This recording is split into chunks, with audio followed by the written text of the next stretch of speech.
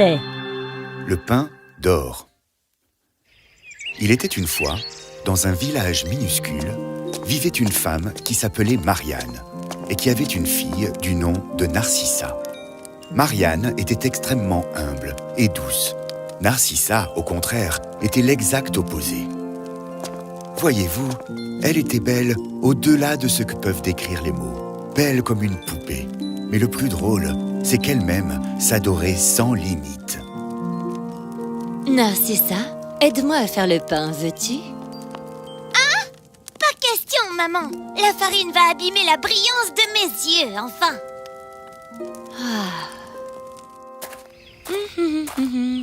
Narcissa, tu veux bien m'aider à planter ces graines?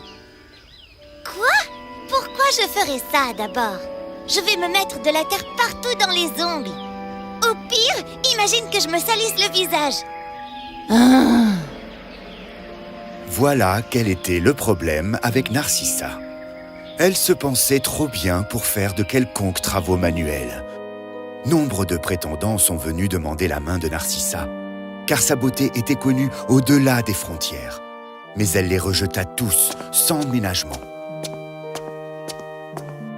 Pourquoi as-tu renvoyé ces hommes hier? Ils avaient l'air gentils pourtant. Tu n'es pas sérieuse, maman? L'un d'eux avait des yeux si petits, on aurait dit ceux d'un oiseau. Et l'autre avait un énorme nez. Je ne voudrais pas être à côté de lui s'il éternue. Berk! Oh, et le dernier? Stop! Non! Je ne veux plus rien entendre. Tout ce que j'ai vu, c'est que ces hommes étaient vraiment très gentils. Mais chérie, tu devrais savoir que la beauté ne fait pas tout. Maman, tu devrais savoir que moi, je mérite quelqu'un comme un prince ou un chevalier. Oh, chérie. Une nuit, pendant qu'elle dormait, sa mère vint s'asseoir près d'elle pour la regarder. Ma chère enfant, tu es si belle et adorable. Mais tu ne te soucies de rien d'autre que de ta beauté, c'est tout. À cet instant, Narcissa se mit à rire dans son sommeil. Sa mère fut très surprise. Ah, c'est mignon. Elle doit être en train de faire un rêve très drôle. Le lendemain matin, quand Narcissa se réveilla, elle était toute souriante et ricanée. Tiens, ma chérie, et raconte-moi un peu, de quoi est-ce que tu as rêvé?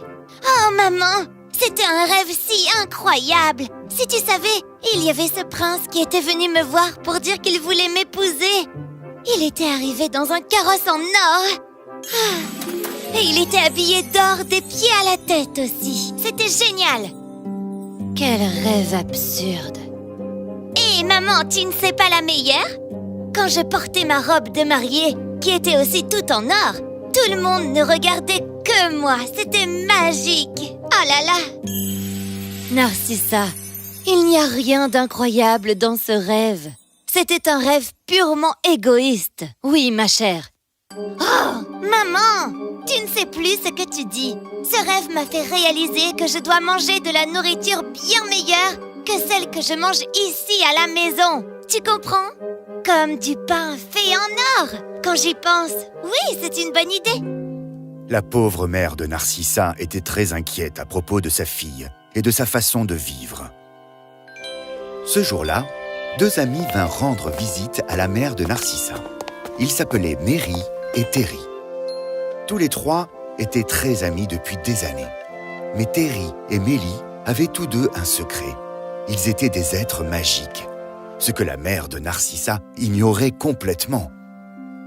Terry, Mélie, oh, ça fait du bien de vous voir, dites donc. Ça fait super longtemps, non?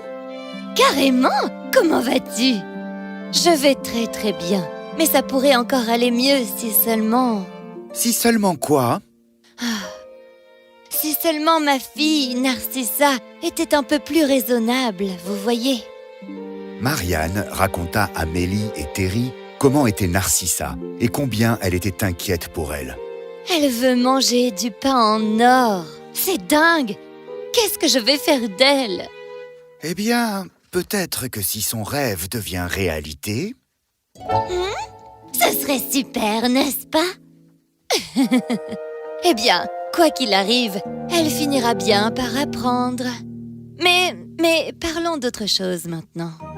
Plus tard, Mélie et Terry dirent au revoir à leur vieille amie et s'en allèrent en se souriant discrètement.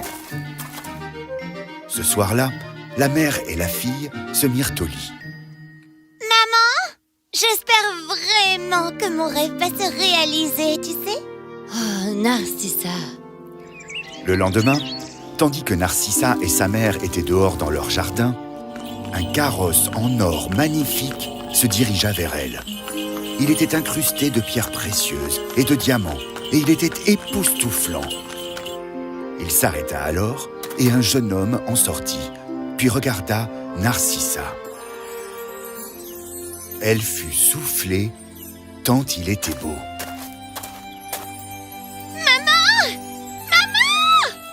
Mon rêve est en train de se réaliser. C'est dingue. Quoi? Bonjour, je suis venu ici pour demander en mariage la main de Narcissa. Mais, d'où connais-tu son nom et qui es-tu, enfin? Je suis Terence, l'ange de la chance. Le nom et la beauté de ta fille est connu dans le monde entier. Tiens, j'ai apporté un cadeau. Oh mon Dieu! J'aimerais trop t'épouser, mon prince. Quoi? Mais tu le connais à peine. Tu ne peux pas partir comme ça. Oh, mais enfin! Il est riche et très beau. Qu'est-ce que je pourrais vouloir de plus? Terence, j'accepte ta proposition.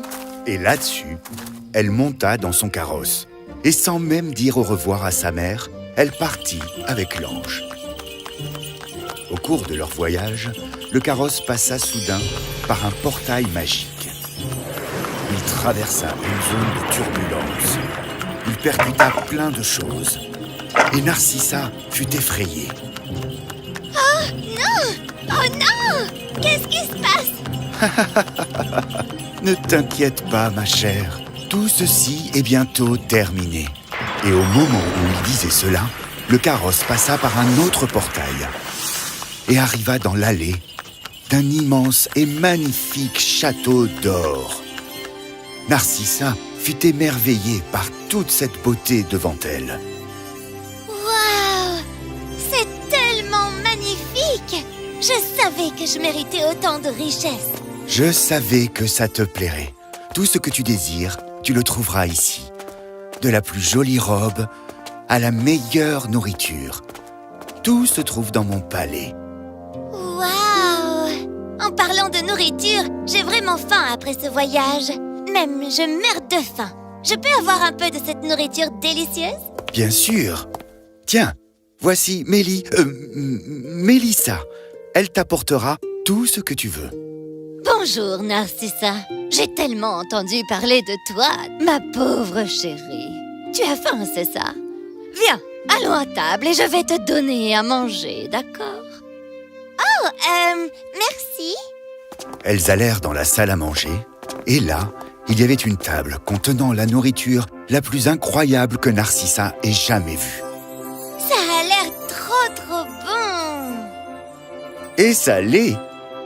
Les confitures sont faites de rubis, les salades d'émeraude, et le pain là-bas, il est fait d'or. Un pain d'or! Superbe! Et cette confiture doit être trop bonne avec ce pain, non? Elle attrapa une tranche avec de la confiture de rubis dessus et croqua une énorme bouchée. Oh, wow! Mais c'est trop dur! Je ne pourrai jamais manger ça! Eh bien, Narcissa, c'est du pain fait en or. Et le meilleur en plus. Mais si tu ne peux pas le manger, est-ce que je vais te chercher du pain d'argent? Du pain d'argent? Pourquoi ne pas manger autre chose plutôt? Je veux bien du pain normal. Du pain que je peux manger et vous en avez? Non, la future femme de notre prince doit seulement manger de l'or. Tu dois seulement manger la meilleure nourriture. Narcissa regarda la nourriture, mais fut extrêmement déçue de constater que rien n'était mangeable. Elle se mit alors à pleurer. Alors laissez-moi repartir, ce n'est pas ce que je veux. Mais la nourriture est vraiment bonne. Tiens, goûte un peu les patates d'or. Elles sont vraiment délicieuses. Et après notre mariage, tu pourras encore manger de tout ça. Je pensais que tu aimais les belles choses. Oh, non! Non, je ne veux pas t'épouser. Je veux rentrer chez moi, chez ma mère. Laissez-moi rentrer chez moi. Mélissa et Terence se regardèrent et échangèrent un clin d'œil. Bon, si c'est vraiment ce que tu veux, je vais te ramener. Terence ramena Narcissa en larmes chez elle. Dans le carrosse, elle se mit à réfléchir intensément au choix qu'elle avait fait. Quand elle arriva chez elle, elle courut embrasser sa mère qui était assise, triste, dans la maison. Je suis là. Narcissa?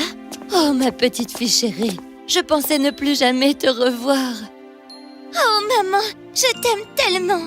Et tu avais raison. Les apparences et les richesses ne font pas tout. Le pain d'or était inutile, car je ne pouvais pas le manger. Et cet homme, même s'il était super beau, il ne se souciait pas du tout de moi. Mais ma chérie, est-ce que tu réalises que c'est exactement la façon dont tu traitais tout le monde? Je sais. Et je suis désolée de la façon dont j'ai si mal agi, maman. Oh, alors maintenant ça va, si tu as compris tes erreurs. Allez, viens, je vais te servir quelque chose de bon à manger. À partir de ce jour, Narcissa changea ses habitudes. Ce fut difficile pour elle au début, mais doucement et patiemment, elle commença à devenir une fille bien meilleure. Un jour, Mélie et Terry rendirent visite à Marianne de nouveau. Oh, bonjour vous deux, ça va? Alors, dis-nous tout, Marianne. Comment est Narcissa maintenant? Marianne leur raconta tout ce qu'il s'était passé. Et elle a tellement changé depuis, c'est dingue. Merci beaucoup. C'est vrai? J'imagine qu'elle n'a plus du tout envie de pain d'or maintenant, non? Tu sais, Terry, en fait, tu ressembles beaucoup à cet ange qui était là. Mais qu'est-ce que je raconte? Comment pourrais-tu être lui? Tous les deux, vous êtes si gentils.